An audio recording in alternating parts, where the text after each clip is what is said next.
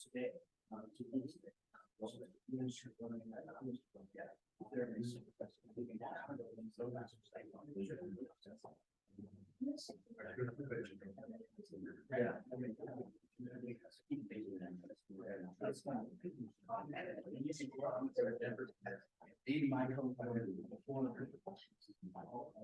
Okay, I'm gonna go ahead and get started this morning. We have several people online. I think there's 12 or 13. Welcome everybody online. Welcome everyone in the room. I'm happy to have you here today.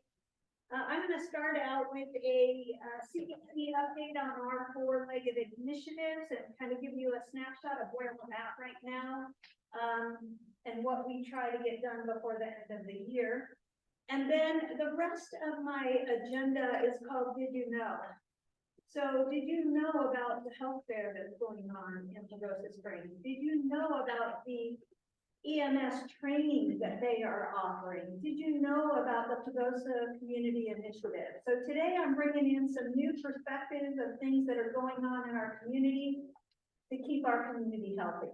Then we're going to hear from the town and the county, and we'll wrap up this meeting all in an hour. Put your seatbelt on. I'm Emily Lashbrook. I'm the Executive Director of the Pagosa Springs Community Initiative, in case anybody here online does not know. Our four-legged stool is workforce housing, workforce development, the Main Street program, and broadband. I'm going to start with our workforce housing. As you may have heard, we have built a full circle approach, working with our local banks, working with our local builders, our local employers. We got land donation from the county. We now have received 35 parcels of land to build workforce housing. My board passed it last week that we're going to start with 10 houses in 2024, and then we're going to subsequently build 10 more houses a year, and the last year we'll build whatever we have left. Some of the lots are super skinny. If I can't put a single family home on there, I might have to combine lots, and that's why I say that end of the 4 years is a variable because of some of the super skinny lots. So this is a really exciting program to provide affordable housing for people that fall within the 80 to 120% AMI. That means their household income is between $50,000 and $95,000 annually. This is the type of housing we're going to build. They're not going to be tract housing. They're going to be single family homes with a garage. All of these properties are out in Chris Mountain 2 and Trails. So we have to adhere to the guidelines that they put out. And we really just want to build starter homes for nurses and teachers and EMTs, utility workers, those people that we so desperately need in this community. We are very short on teachers. I know the school district tried to hire 3 at the end of the year last year, gave them the summer to find a place to live and get themselves established. And they all 3 left because they couldn't find anywhere affordable to live. So our goal is to help and get these houses into the market at an affordable rate. Our process is going like this. I'm about to call for a soil test and staking on the first 10 properties. I'm going to get that out of the way this year so that as soon as the thaw comes, we can start building in the spring. The RFP for the builders will go out in the 1st of November. We will select and award all builders, I'd say before Christmas. And then again, we want that building to start in early spring for move-in no later than November. We are still partnering with Habitat for Humanity on road improvements, electric extension, anything we can do to collaborate together to keep the costs low. So we're talking about a solar grant that we can partner on and apply for to be able to put solar panels on all of our houses and theirs. If we are awarded that grant, we actually will start to create a mini grid out there in Chris Mountain 2 and Trails to be able to make that community more self-sustainable. Some of our houses, one of them will become ADA compliant. Another one will, Habitat for Humanity will build a 60 to 80 AMI. They have 15 houses in 5 years, and we just added 9. So they're gonna build 24 houses, I'm gonna build 35. So you can see how we're working together. We also took the 35 lots that the county donated to the both Habitat and CDC, and we really brought in the social equity piece. And so we mixed up the different levels of AMI all over the donation of the properties. So we were really thoughtful about that. We brought it back to the county commissioners. They love the idea, so we're pressing forward. I also want you to know that what I've heard from the local employers is that that's great that you have housing coming in November, but what do I do right now for people that I need right now? So I went to the Pagosa Springs Apartments, talked to them a little bit, and said, I need a landing place. The hospital wants to recruit an RN and get her here and get her started, but she has nowhere to land. There's nothing affordable for her to rent. So we came up with a Pagosa Springs Housing Welcome Program, and we are partnering on this. 1-bedroom apartment, $1,000 a month, all utilities included. This is a 6 or 12-month lease. This is just a special program to recruit the employees we need and have a place for them to land.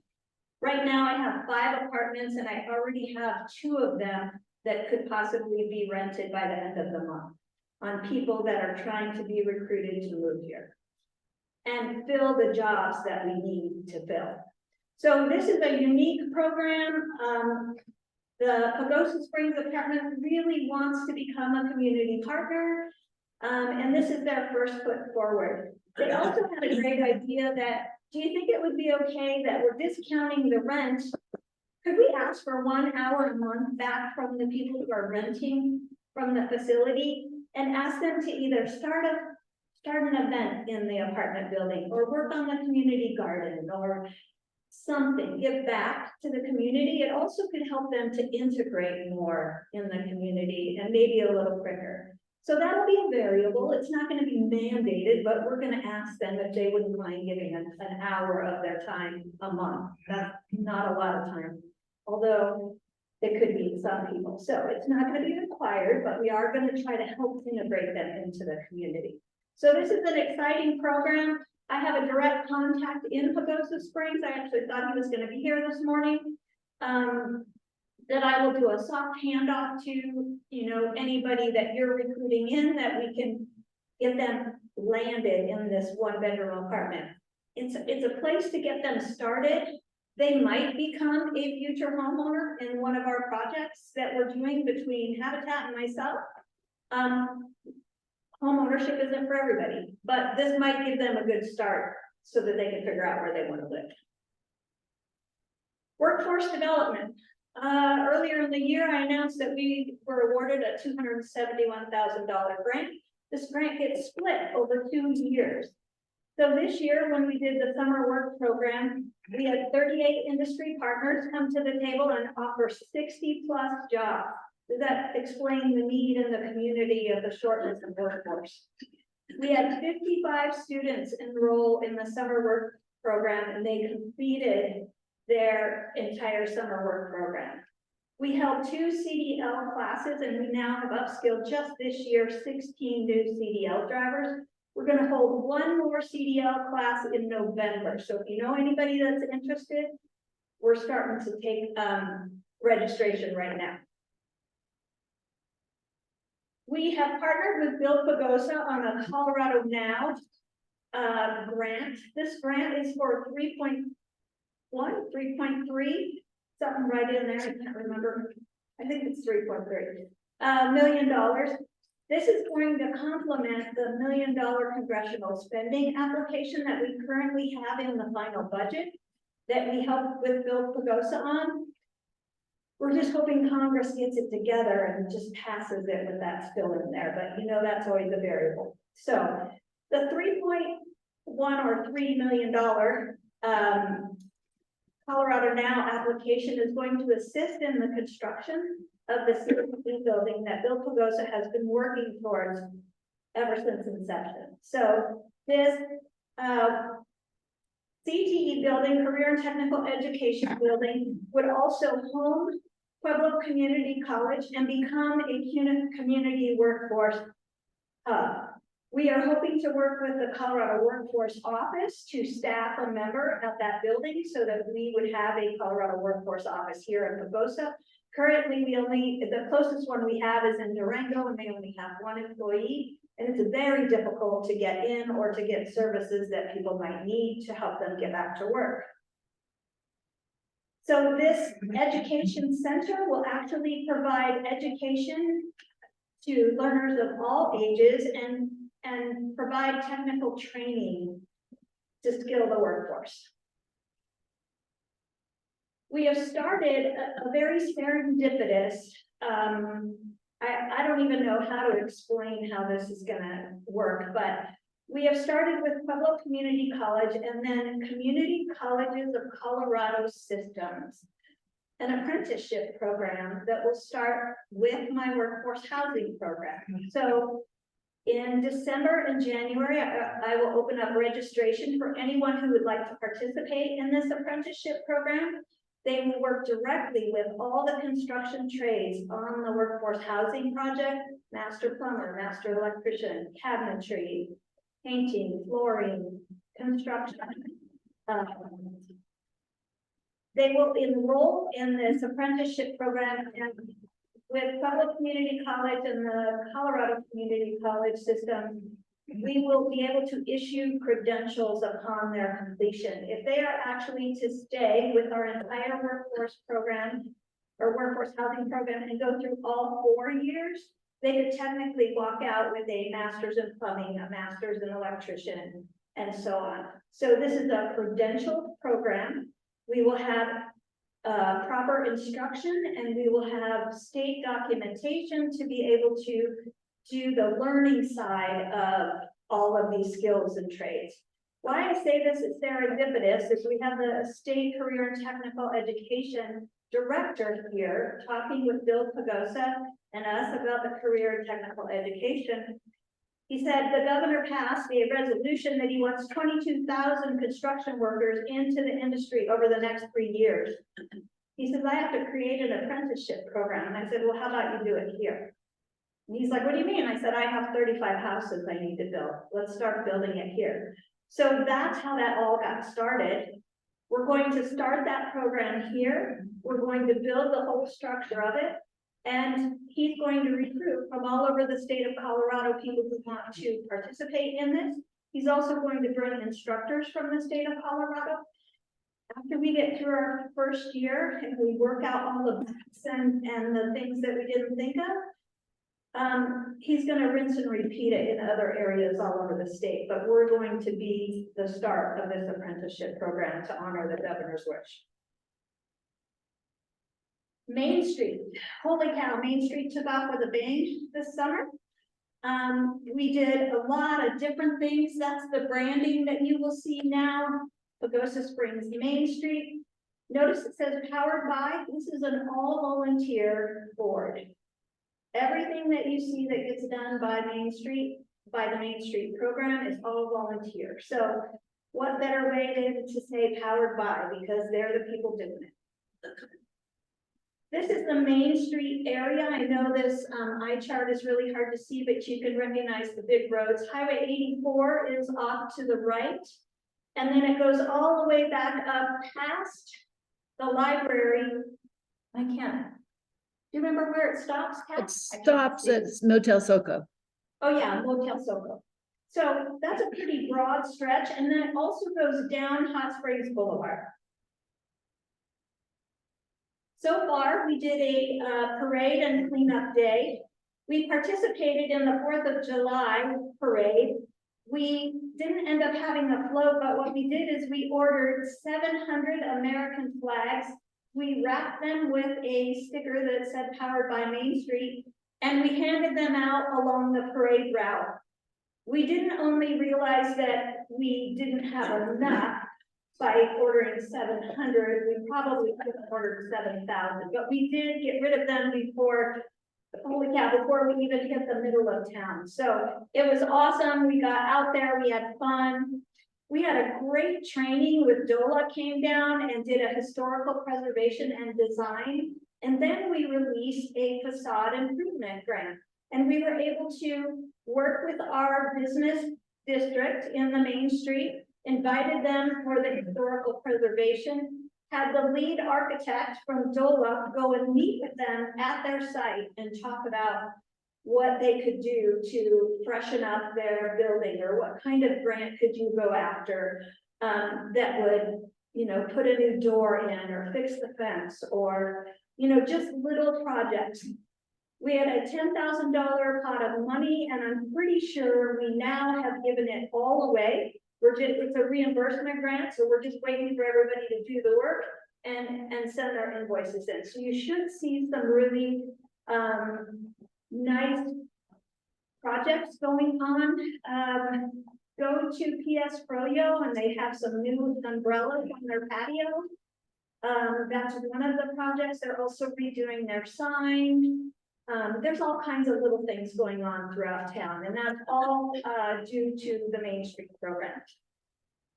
We also are preparing, how many people drive by the middle school and go, gosh, I wish that wall just looked a little better.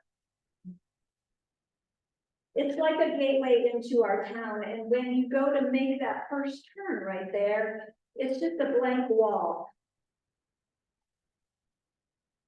Spam is calling.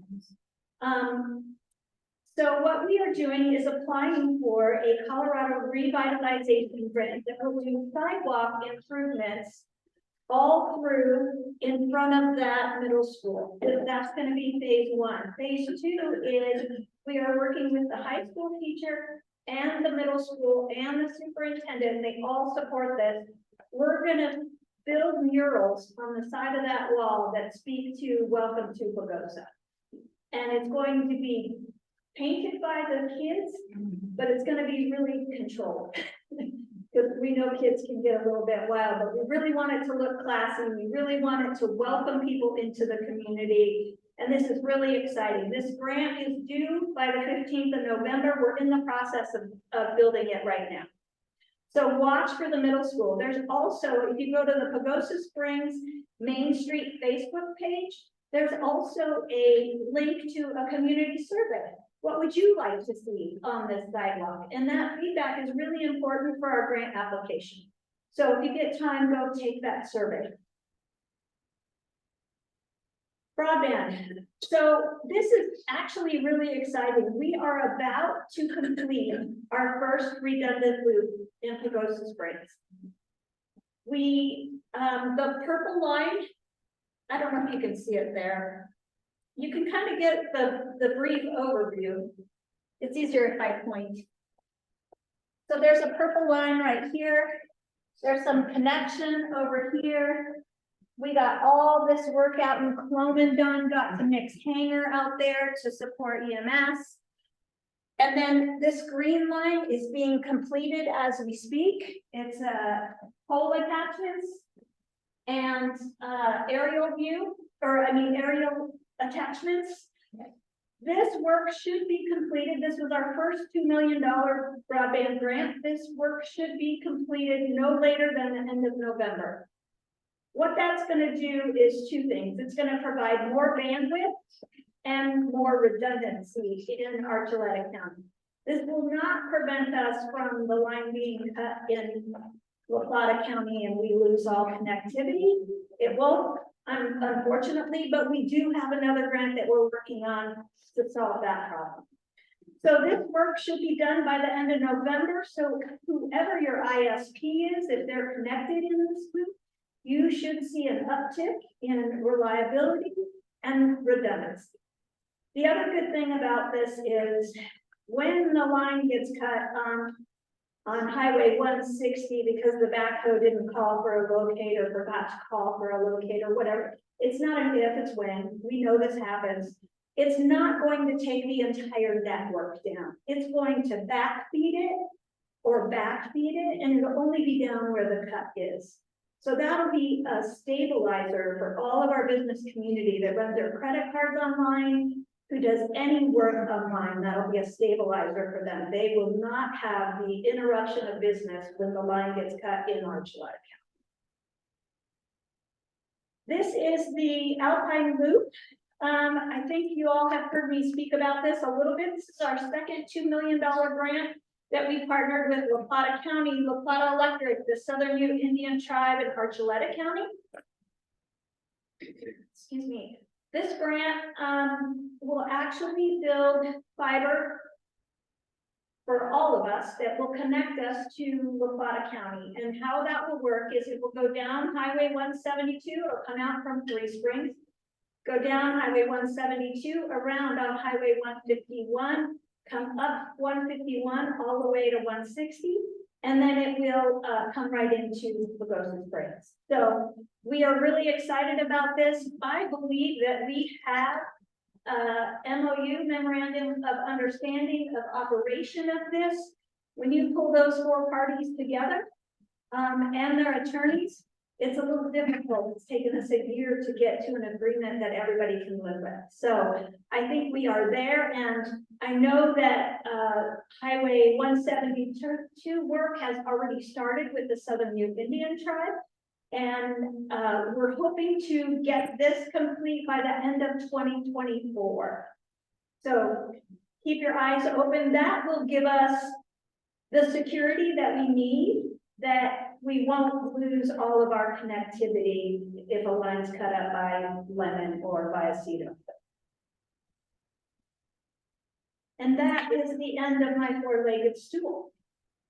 So next, I would like to invite Ashley Wilson and Maj Bruce up to talk about the health fair that we're having.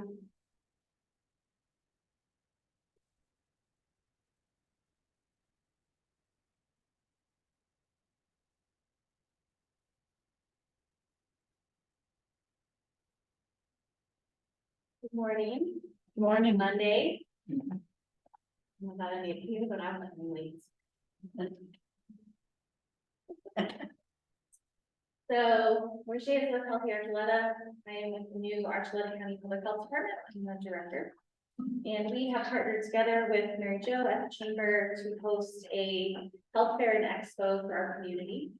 The goal is to really get to those folks who are uninsured in our community, which we know are essentially the same people we're outreaching for the housing projects that CDC is working on, because they make too much to qualify for any assistance, but not enough to pay for their own insurance, or they don't work for organizations that offer it. And so the health fair is really designed to bring affordable preventative lab testing to the community. So depending on the combination of labs you pick, you're in the $30 to $35 range to get your full pan. And so that's really inexpensive. Those labs normally would cost $200+ if you went in for a visit. And so we're trying to offer those at a very affordable cost for folks. But we didn't stop there. So most people think of a health fair, they come in, they get their lab, they might jump to a couple booths, then they head out. We are really looking to have people come and learn about preventative health care from a variety of people. And so the expo piece of this includes vendors that will be setting up and offer alternative methods. That might be massage therapists, chiropractors, other folks who have products that they sell. And so there will be vendors set up. We have all of our healthcare providers. So the Springs Medical Center, Pagosa Medical Group, and Access will all be available. They will have primary care assistants on site, as well as people who can register you for an appointment. So we're really hoping to connect people with primary care providers to kind of close the loop. We will also have supportive care. So we have some of our mental health providers holding booths. We have some of our nonprofits who are providing booths that are directly related to sort of the primary and preventative care models we're really trying to connect people with. On top of that, we have amazing sessions set up so people can come and learn. So there's 3 tracks for 1 hour where you can learn about mental health, you can learn about food and diet, you can learn about sleep and how all of those different things impact our health. And so it's going to be a wonderful half day. We are going to end the day with a farm to table lunch. So local foods, coming together with a keynote speaker. Dr. Dave Schaefer is going to be presenting for 30 minutes during lunch. And so it's a full day of preventative care, wellness, and education for our community. Right now, we have free registrations available. So for those of you who are business owners, we are really hoping to get our business owners who cannot offer health insurance to their employees to encourage them to come. If you're a business owner and you want to pay for your employees to come and do this as a perk, you can do that too. Because we know that sometimes cost is a barrier. And so we're trying to make it as low cost as possible. But some employers have taken the charge that if their employees want to sign up, they will pay the $35 fee and $10 for lunch for their employees to come and do this. Because we know that if we can do the preventative side of care, you lose less days from your employees. And they are healthier and happier. And so we're really hoping to make sure that this is a community event where people can really kind of hone in on those things. Maybe get connected to someone that they, a provider that they would like to see. But also just start taking the charge around health and wellness and having better well-being overall. It is Saturday, October 21st, starting at 7 a.m. at Pagosa Springs High School. And so people can pre-register online, which is the Food Coalition for Archuleta.org. And with that, they guarantee their spot. We will be able to take walk-ins, but walk-ins will be limited depending on how many people pre-register. So in order to guarantee their spot for their lab draws, we recommend them to pre-register as soon as possible. What did I forget? I wanted to share some posters in Spanish for those of you who have Spanish-speaking employees on site who might want to be able to communicate this information. The QR code that they hold their phone on, you just might want to share with people. Not everyone's used to using the QR code, maybe hold it a little bit back. And once they click on the QR code, the Spanish will show up if they actually click on the Spanish one. And we have really, really worked hard to outreach and make this as inclusive as possible. This is not your typical health fair of people that are looking for outlier lab tests. These are really wellness panels. And so it is about really helping our community to get connected to primary and preventive health care. We have 3 excellent organizations in our community that are offering these clinics. And it's really important to get our community connected with these resources. About 16% of Archuleta County under the age of 65 is uninsured. That's according to the county ranking data. And who are those people? These are people that are not Medicare, nor are they on Medicaid. They fall in the middle. Those are the people that you work with through your construction companies, through restaurants. These are people that really could get connected, but the cost of healthcare is also unaffordable for some of the other people. So whether you're uninsured, underinsured, the cost is a barrier to healthcare. And when we did our assessment as part of our work at Healthy Archuleta, that's what people shared with us. Cost is a barrier to healthcare. So we're trying to bring at least the lab portion of it at an affordable cost to them. And we thank organizations and community members who stepped up. We have about 30 sponsors today, 30 plus sponsors, people who have supported this effort through some way. We have about 20 vendors, 20 plus vendors. I'm sorry, we have the bus now, the county, thank you to Archuleta County and our Ashley's department. We will have the meth run from Aspen Springs and Arborleaf to also address barrier.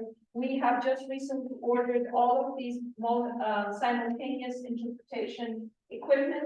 So some of the sessions will have simultaneous translations. We have our own bilingual interpreters on site.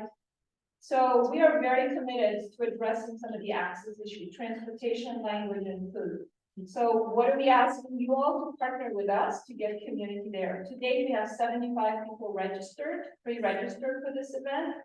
We are hoping to close the registration, pre-registration at 200, but it all depends on the phlebotomist. Thank you, Jason, for you and some of your staff that are stepping up and helping with this. We have people from different organizations, nurses. And so it's really, the labs are a draw for people. It is an incentive. It is not the end. So please, I think what we need to encourage people is that the lab is a portion of the overall healthcare. But being that we wanted to take a holistic approach to this whole effort, as Ashley mentioned, we want to make sure that people are not just getting the access, but also the education. So that's where the health security comes in. That's where the nutrition security comes in. So it's really critical that people also see that as a community, we respect and honor physical therapists and chiropractors, so our panelists have a diversity of speakers. We've worked really hard to put this panel together. It's more of a health symposium along with a typical health fair that you were accustomed to, along with an expo that's been Mary Jo's dream to bring to our community, along with wellness vendors, farmers market vendors, and then inclusivity, the language piece, the transportation piece, the food piece. We also have childcare, we have youth programming. We were really outreaching to make this a family-friendly event rather than one population that is going to come and benefit from it and one-time event. We're trying to build a system, and hopefully with the support of our new director of public health and her commitment to access, we're going to see a continuity of this in our community rather than a one-time event. So that's all I have to share. We have some handout registration for you all if you're committed to wanting to see your staff participate. If you want to have them sign in and collect their cash or check or pay for them, we're also making that available. So let me know if you want, we'll put that out there in the back. And just to make sure all the people online can hear some of the other things that Roche mentioned, childcare is available. So if your child is potty trained to the age of 8, we have childcare provided with some of the teachers from Head Start. We have a full youth program, so 8 and up can participate with some facilitators that are really gearing it towards that age group. They'll do tours of the Grow Dome, they'll have art activities, and they'll also get some educational sessions about how they can start impacting their health now as youth. We will have transportation from the county Met Bus. Our Belize pickup will be at 7:30 a.m. Pickup in Aspen Springs will start at the fire station at 7:45, and there will be a stop on Stolzheimer and Oak Ridge after that. So we want to make sure that we are trying to address any of the barriers that people may have to not be able to make it. And so we're working really hard to do that. Please get the word out. We definitely don't want those buses to be empty on Saturday morning. So if you know folks that are out there, and we're working to get that information out. If there are other questions, all of this information is on the website, which is foodcoalition.org. You can also pre-register from the website if you don't have a flyer with QR code. Do you guys have questions that we can answer? I just want to say it's impressive. We're very excited. You know, when we were going to partner with 365 and when all of that went away, you know, this community knows how to pull itself up by its bootstraps and do it itself. So that's what we did. And we're very thankful to all of our partners who made that happen because, like we said, the medical center and this medical group, we could not have done any of this without our medical partners and Access all coming together to support this effort and make it happen. So we really appreciate it. And we had a call from someone from Durango saying that, you know, they're trying to figure out what to do, so they want to come and learn as to what we've done. Because they're on the forefront. Well, when you make all the mistakes. Yeah. I do. But we're on the learning curve, and we really, really appreciate this last week of push by you all. So please don't just be a hearer, be a participant. It's through partnership with each and every one of you in this room and the people on Zoom that we're going to make this a success. It's impressive only when we all work together as a community. So help us out, get people there. I used to run me, and so that's how I can say this is There you go. Yeah, I just really want to reach out to some of the business owners, to reach out to your circle of industry, to really encourage you as business owners to look at your employees and encourage them to come. You know, for some industries, it's easier on a Saturday. We've started early so that we can hopefully get a number of those employees in and out before work. But also, it's a really, really low cost way for you to take care of your employees. You know, instead of $500 a month per employee, you could spend $35 and cover 10 employees and get them some, and let them know that you're interested in their health and their benefits. You could also, through your efforts, be preventative. They could find something that could take them out of the workforce for weeks or months or a year if it's something serious. So this is just a really low cost way for your business to show that you're concerned about your employees' health. So please reach out to your own industries and encourage them to participate. Thank you so much. Yeah. Thank you Thank for you. all that good work.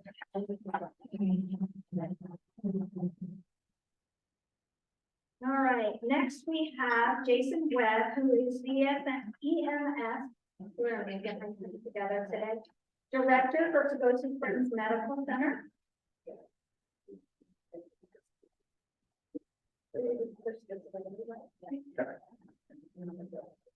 Cool. Well, I don't know if I can follow that up. Emily, reached out to me last week to see if this is a good opportunity to talk about a resource that's in the community that I think a lot of people don't understand. That has been here and has been successful for a while, and how it can help common businesses. So roughly 10 years ago, when I moved here, my background was in EMS education. I worked at a big all hazard training institution in Denver that provided a whole slew of trainings for first responder communities throughout the country. When I came down here, there wasn't anything. So about 10 years ago, we decided through the medical center to start a training program as part of the medical center. And this is a small portion of what EMS does. And I'm not here to talk about EMS, but I'm here to talk about this training center that has been going for about 10 years. And originally, this training center, the vision of it was to be a regional resource that offers education opportunities that enhance the community healthcare system and improves patient outcomes. So as an example, they were just talking about earlier about the need to make that health fair work, that there's got to be people that do phlebotomy. Phlebotomy is not just a skill that you can just do. You have to learn how to do it. And I don't know, you guys want the new guy or the guy that's been doing it for a few years, right?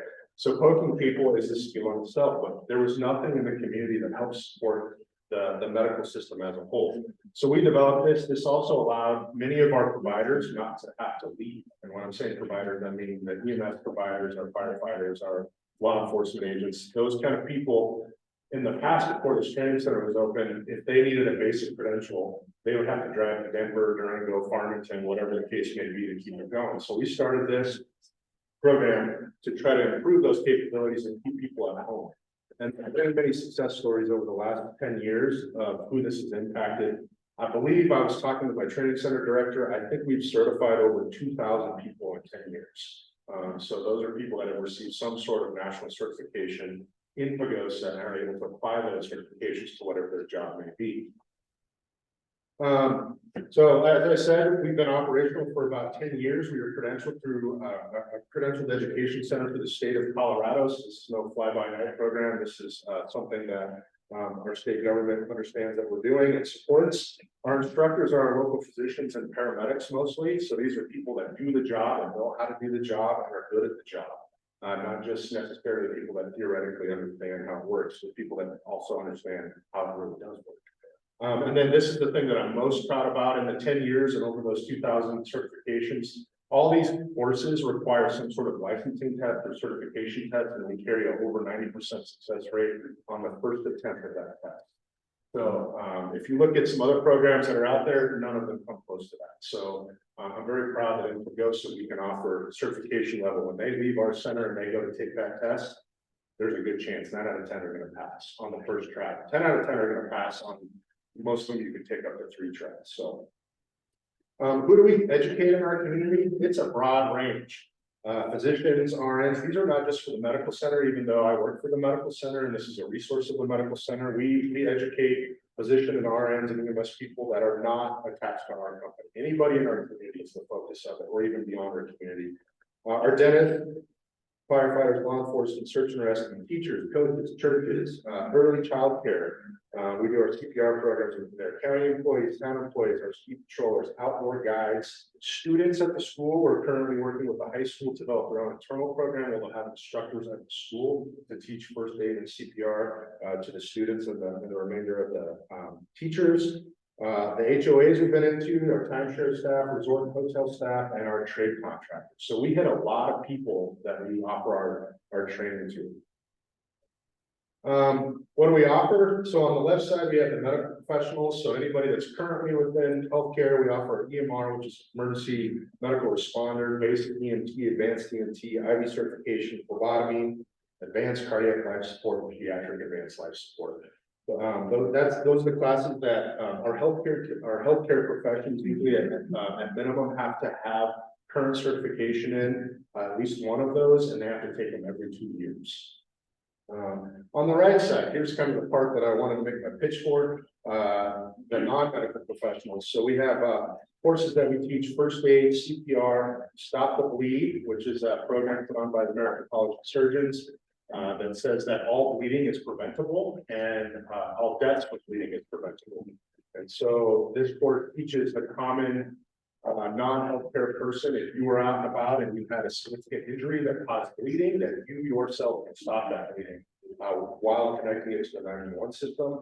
A couple other things here: emergency action plan development. So this has been something that has just kind of organically happened. It's not something that was planned, but we've had businesses, whether those are trades, outdoors, schools, various departments, anything that might have a high-risk event or high-risk continual work, to develop a plan of how, if something happens, how do you connect to the 911 system? And although it seems pretty simple to just dial 911, there's actions that can happen by the people at that job site or that event or whatever it may be that can make that happen faster, and it can make the information flow better. And so we've started just doing this for companies where maybe somebody will call up and say, you know, we're doing something really high risk. We'd like to have an action plan together. We'll figure out what resources need to be there. Myself, maybe the fire chief, maybe law enforcement, whatever it may be, and put together a little action plan that then people in those companies, those industries know exactly what to do during that event. And we're currently working right now with the athletics department at the school as an example. So if a student were to fall under cardiac arrest on the football field, that there would be some sort of action plan that moves that as fast as possible and tries to increase the ability of survivability.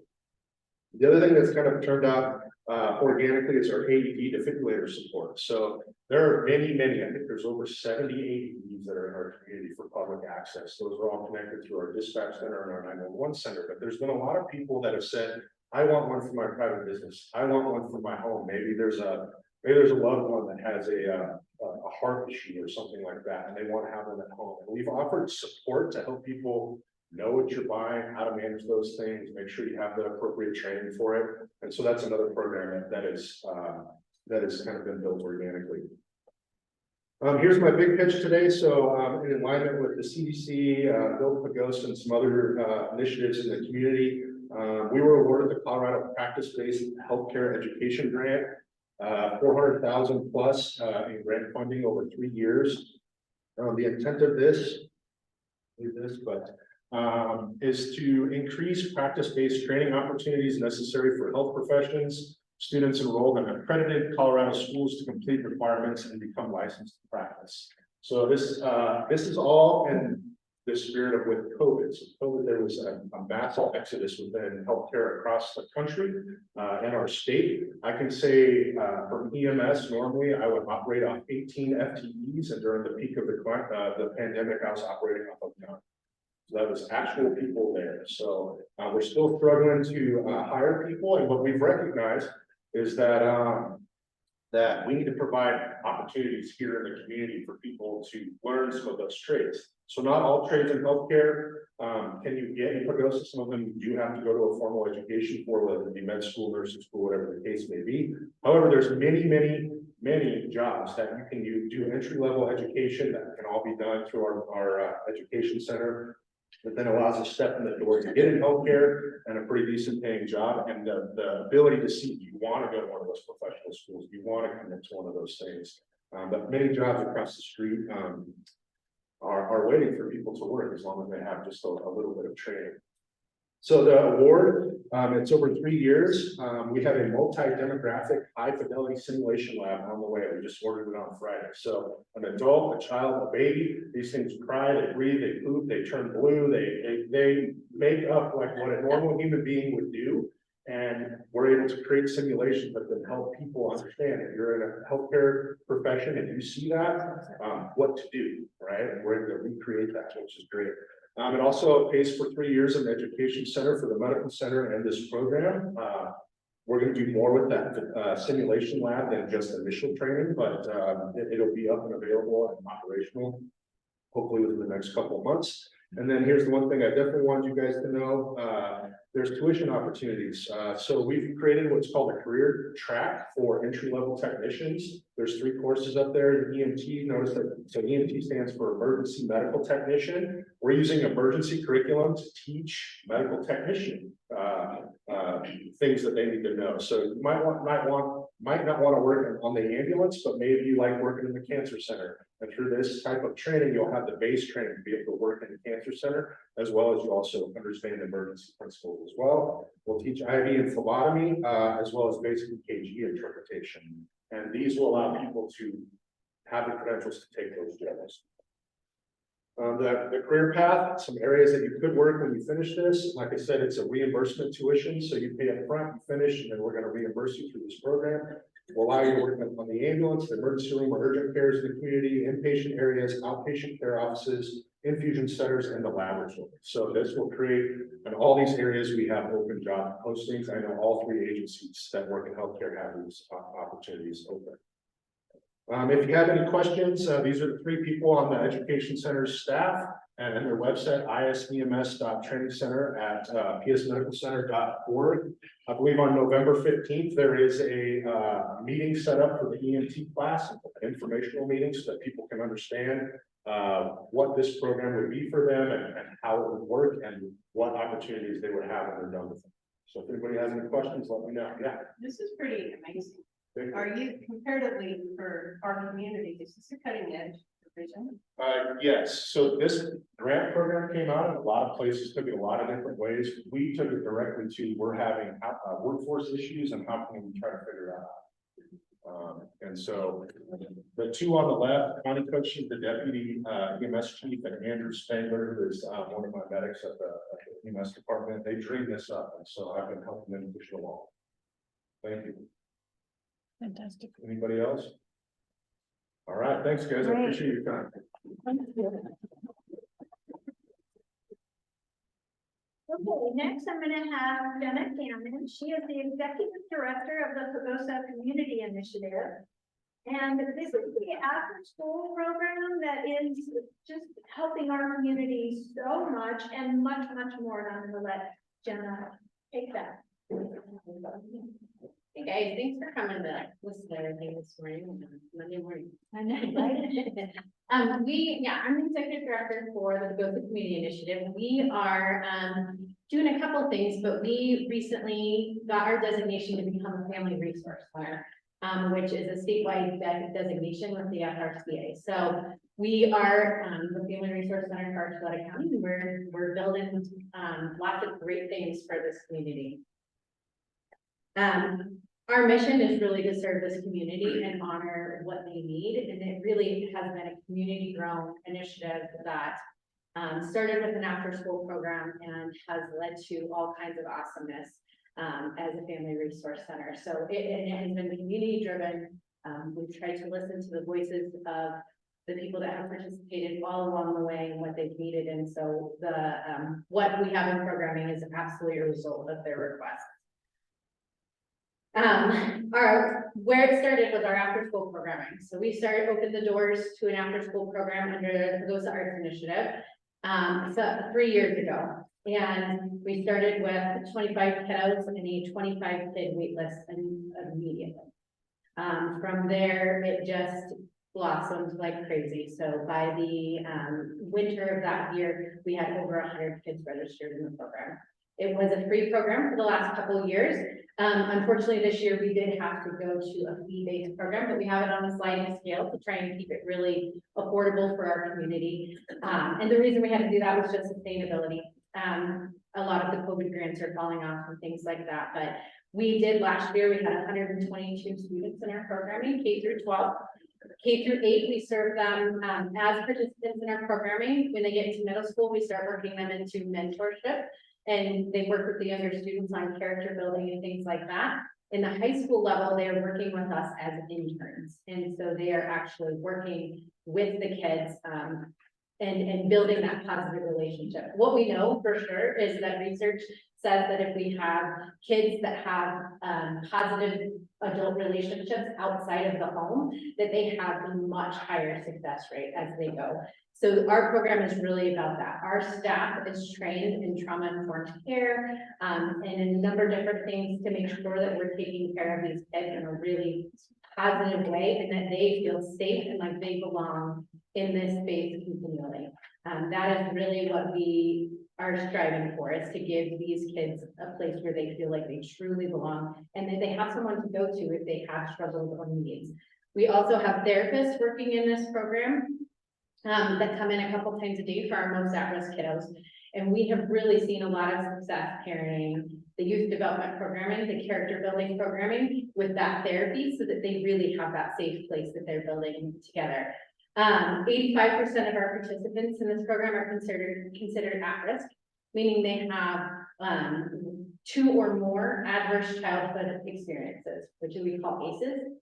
And an adverse childhood experience can be a bad car wreck, it can be a single parent, it can be an alcoholic at home, it can be a lot of different things. But we know that at least 85% of our participants that have talked about their ACEs, we know that at least 85% of them have that. 30% of the participants are families that are below the poverty line.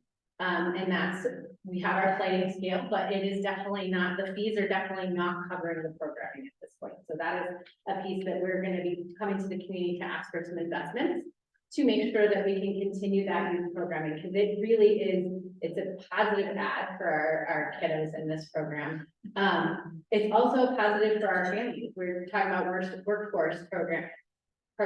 Our families are able to continue their workday because their kids are in a safe after school environment. We have a lot of kiddos that just go home when they are not an age that they should be at home. So this is building a space for them to be. This year, we have stepped up and provided transportation with the transportation crisis from the school. So we have 2 vehicles and we are running those vehicles fairly continually to get kids from the elementary school to our space. And then we're attached to the open school so the kids can walk over from there. We also provided summer programming. So this last year we jumped up in a lot of for our summer programming, and we served every week of the summer, Tuesday through Thursday. And the main reason is workforce. It's really hard to get staff to do Monday through Friday throughout the whole summer, but we were really able to staff very well for Tuesday through Thursday. And gave 24 hours per week to the community to be able to have a safe place for summer programming for those youth as well. Our summer programming is a lot more adventure based, and we have our vehicles that allow us to get them out and playing in the outdoors. A lot of community members and family members express that our kids know our community a lot better after this camp. They were able to see all the different spaces that they can spend time, lots of free ways to spend time in Pagosa, lots of ways to keep themselves busy and engaged with our community. And that's a big piece of our youth programming. If we involve youth in our community and we get them engaged in pieces that they love, they'll give back and they'll continue to give back. And they may come back as adults and continue that process. So we served another 155 students this last summer, and we provided 6.5 scholarships every week. Full-time scholarships into that programming. Our another program that we pair with our youth is family services programming. And so this is the heart of kind of the Family Resource Center. This programming works with the family to get a strength-based approach where they pick their goals And then our family advocates work with them towards those goals. And they're doing a lot of education, a lot of building up the families, one-on-one mostly. We also have some group classes for parenting and life skills coaching and things like that. This is another really important piece for the workforce in Pagosa. When we have families that are struggling, if they can come in and access programming like this, they can get themselves to a more sustainable place so that they can be better in the workforce. We are helping them with job skills, we're helping them at home. We know that if things are hard at home, it's really hard to be a good employee. So this programming was really key to help families be more sustainable in our community and really support the workforce. We are, like I said, we became a family resource center, designated family resource center for Archuleta County. And we've served 25 families this last year and well over 180 families through a bunch of different programming. We do Toys for Tots, holiday meal boxes, all kinds of different things. So we're trying to support those families, and especially in those times of need. We're coming up on a holiday season where it can be really tricky for a lot of families, especially with inflation and things going on. So that is a big piece of what we work on. We also have a community classroom downtown, and this community classroom is really, it's meant for a couple of things. We're gonna hope that it helps to drive a little revenue into our other programming through some fun classes, some art classes, and we have yoga happening in the space, dance classes may be happening. It's really a spot for the community to gather. We're hoping that we can kind of create some revenue through those classes as well, while providing some scholarships and stuff so that all community members can participate. But this space is also a space where people can meet. One of the things that we're doing is a core community meeting, where it's a community of resource engagement. And this is a group of service providers for families in Pagosa that meet once a month. And they're trying to drive goals as a whole community, as a whole collaboration, to be able to serve our families better in Pagosa and make sure that we're not missing things and we're not leaving families behind. So the community classroom is it's a really positive add-on. Since we opened the doors in August, we've already served, I believe about 75 people have come in for classes, and really just trying to give the community a place to be together, but then also hopefully be able to serve some of our other programming in the long haul.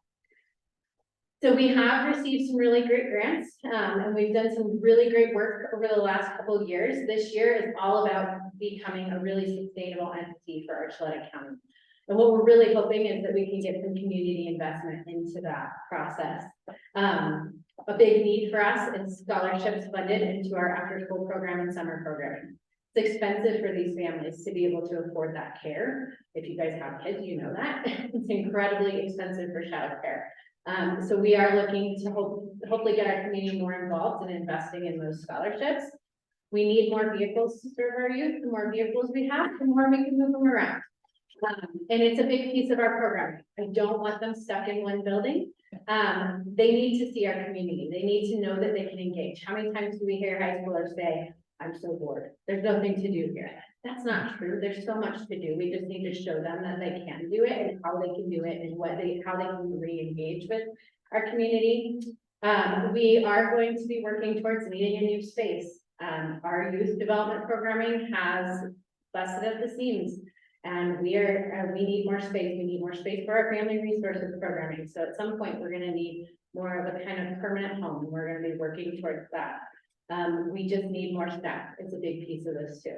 The more staff we can add to our programming, the more we can serve. So that's a big piece of what we're looking for. So we are going to be asking the community to help invest in us in the next couple of years so that we can keep giving back and we can keep shoring up some of these pieces within the workforce, childcare, things like that.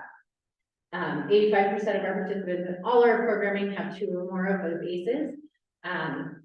And it's really important to know that, just because that really affects what they can do day to day. And if we can help them and educate them through some of that, they can really give back to the community in some super positive ways. All right, any questions? If people are interested in helping to donate to your scholarship program, where would they go or how would they do that? So just at communityinitiative.org, there's a donate page and you can go that way. I have cards that I can leave on the back table and you can take my card and we can talk more. A couple things that we have going on this year, we are going to be building a large partnership with the school district. And trying to really get involved there. We know that's where the kids are, and if we have a bridge right there, then we can do a lot more work, so that's a big piece of it. And then workforce is really a big piece that we work with Emily on, is how do we help and support the workforce so that they can continue to serve in Archuleta County too. Any questions? Where's your downtown? It's right across from the community center in the new DHS building, or on the lower level, the doors that exit towards Fast Springs. Thank you.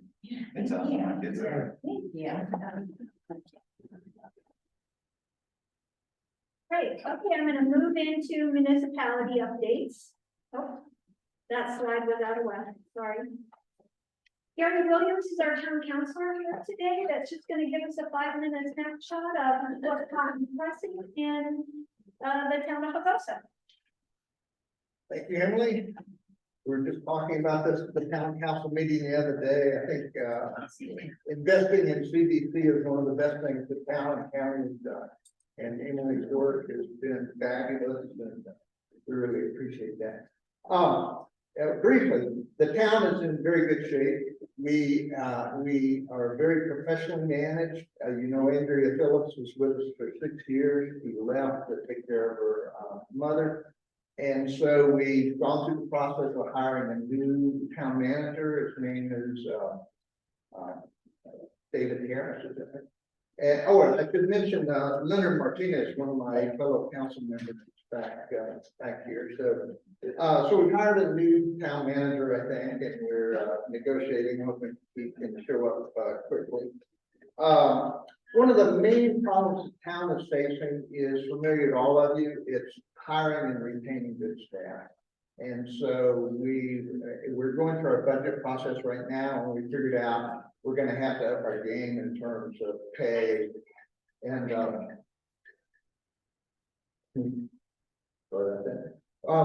to have to up our game, and so it's going to require some budget commitments to bring our staff up to median pay and to give them a cost of living increase. So and this is within a more constrained budget environment because the sales tax is projected level out this year. We've had these nice years of pandemic spending and so forth, with people traveling by car and come here instead of flying to other places. So we're going to focus some of that money on our staff. The next thing the kind of exciting things that are coming down the pipe is we got a grant for pedestrian bridge to cross from the museum at First Street across the river, and you've all been through Cotton Hole Park there and enjoyed the nice walkway.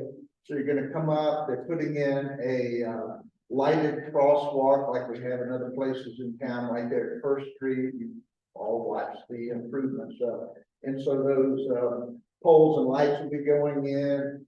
The bridge, engineering work's been completed, I think, or they're in the process of completing that, and we're hoping to put the bridge in 2024. So presumably it will look like the other bridges in town. That'll be a nice thing. I know there's been a lot of concern about the uptown bike hiking path that we'd like to finish. We had a grant for $1.2 million. We're going to put in, while we work out the pathway for that trail, we're going to put in at Piedra Road an official crosswalk there for pedestrians, so that when the path does come uptown, you'll be able to cross there safely, and that's a fairly expensive enterprise, and it'll be combined with other CDOT work in town. Connected to Main Street, where this is an exciting time to kind of make downtown the best it can be, and so the town's prepared and kind of putting away money for all the improvements that are going to go with CDOT tearing up the highway all the way through the middle of downtown and paving it in concrete this time, so presumably we won't have to go through this very often. But that'll entail the town investing in conduit for lamp posts and irrigation for trees and, planter boxes and, benches, all kinds of improvements. And so there's a nice, what would you say, symbiotic relationship here between what's going on with Main Street and what's going on with CDOT and what's going on with town. So it's going to be painful for our businesses as we go through all this disruption. We've got to do the best we can to make that work. But eventually it's going to be very nice, pedestrian bridge, pathway uptown, the redevelopment of downtown along with art. And by the way, the town and tourism with the county itself been very supportive of public art. And I view public art as a economic diversity. We want to attract artists to the community. We want our visitors to have this experience when they come down about, this place appreciates art and artists, and it's just another pathway for economic development for us.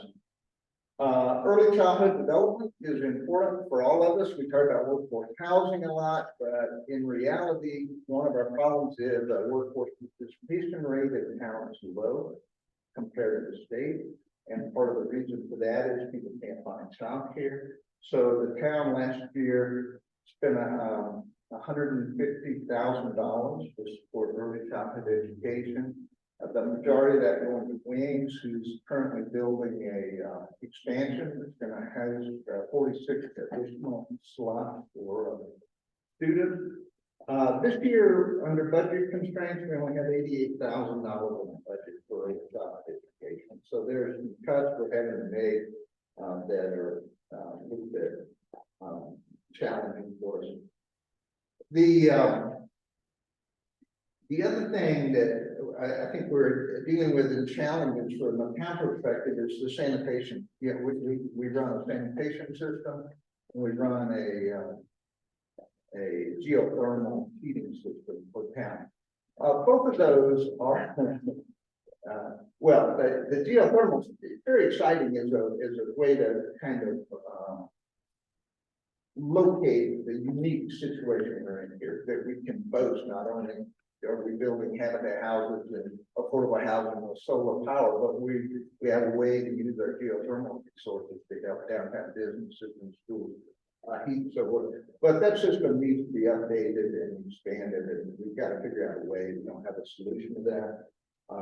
And most everything we do is with grants, right? So we've got to keep that up. And then the sanitation system is a challenge for us. We have intrusion in our pipes when groundwater is high. It causes us to have to pump a lot more waste uphill. It requires pause to treat a bunch more waste and so forth and so on. So anyway, we're in good shape. We've got a new town manager coming. We're have to kind of limit what we can do in terms of the community right now because of this flattening of our sales tax. And we're very excited for 2024. Anybody have any questions? On the CDOT project and the town's partner, can you clarify what role CDOT's playing there and what role is the town? CDOT's doing the roadway, or I think town's doing curb gutter sidewalk? Yes, well, so that's essentially the case. And so it's going to be millions of dollars on the town's part that it's going to cost us. Some stuff, CDOT is moving the road, and CDOT pays to move the sidewalk from where the old one was to the new one, but we got to pay the other half, So there's that kind of constraint. Also, there's kind of this advantage that CDOT, you can have their contractor do the work for you. And so we can tag on to some of the work that's already been done. One last thing I want to mention though with Emily is the town is trying to hire a housing coordinator. We've been unsuccessful with that, and we came up with the plan with Emily, I think, to share a housing person, and the town will be paying our share of that, I think, is to put the company in the budget. Thank you. Mention that, we have collaborated with the town to hire a housing coordinator. This person will become kind of three essential things in this community. They will help the town to build a capital stack, to build their enclave project.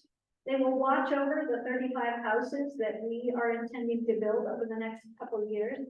And as the town and the county opt in to Prop 123, they will become the Prop 123 expert in the community and be able to build the public-private partnerships that it's going to take to maximize the intent of that bill being passed. So I did forget to mention that. Thanks for bringing that up, Gary. I really appreciate it.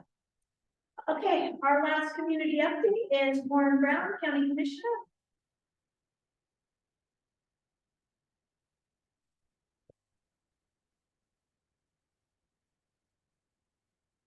Good morning. Thank you to all of you who have taken time out of your day to be here and to be online.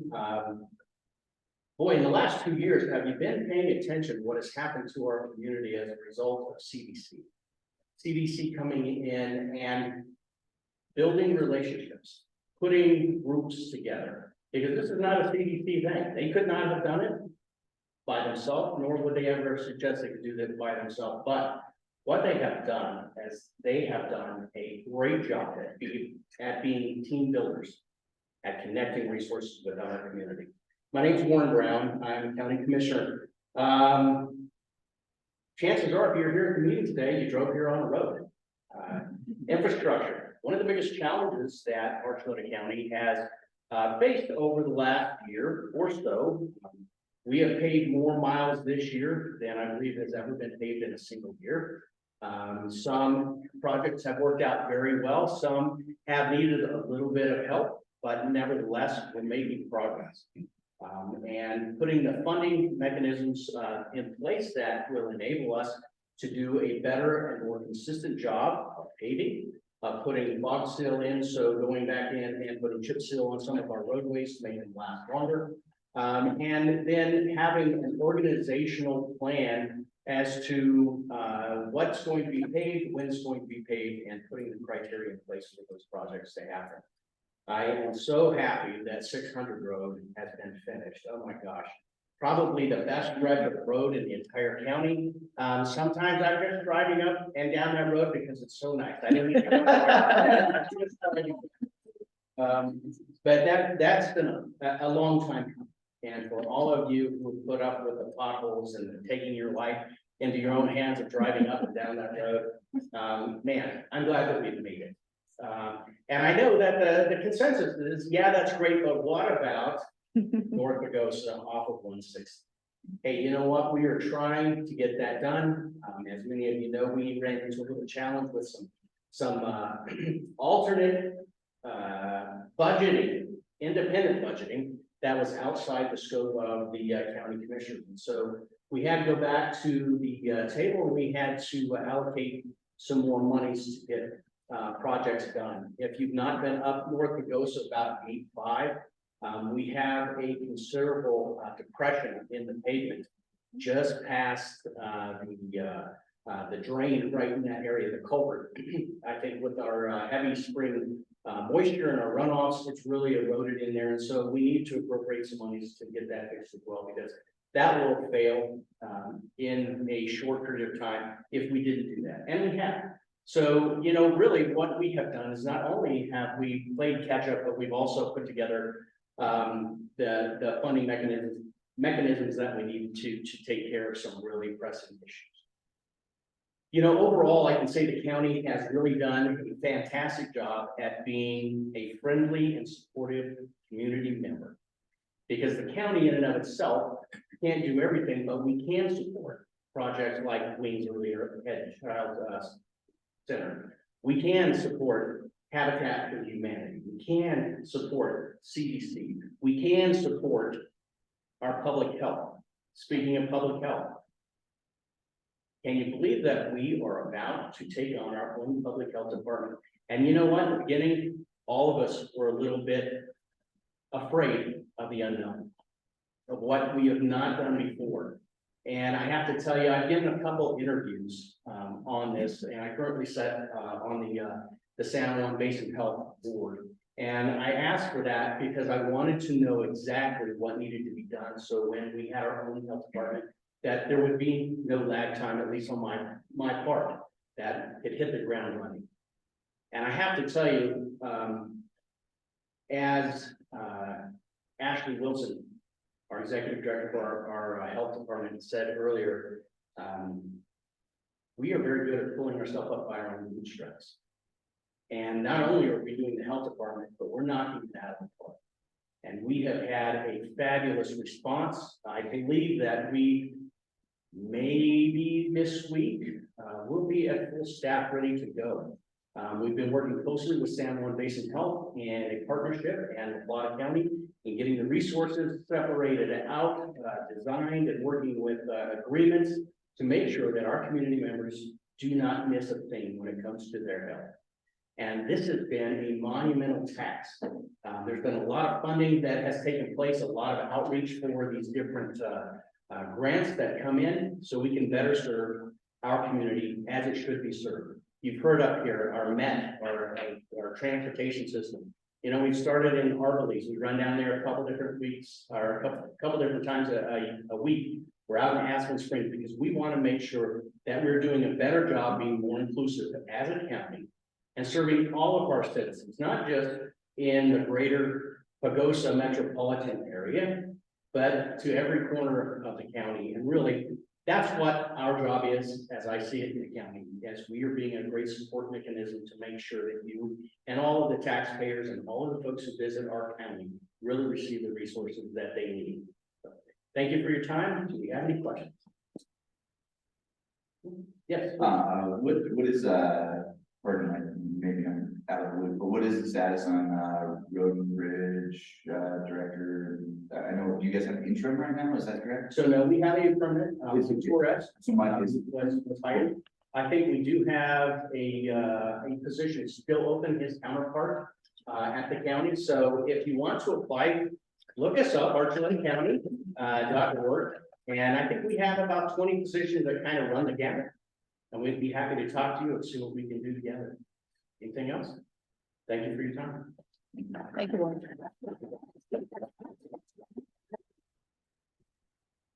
Well, I hope you learned something here today. I hope you found out something new. Please spread the word on the health fair and expo. Let's try to get our community to be healthy. I thank you for your time today. And as always, if you have any more questions or anything you'd like to chat about, just call me. We'll have coffee. Have a great day today. And thank you everyone online for attending, and I hope to see you all soon.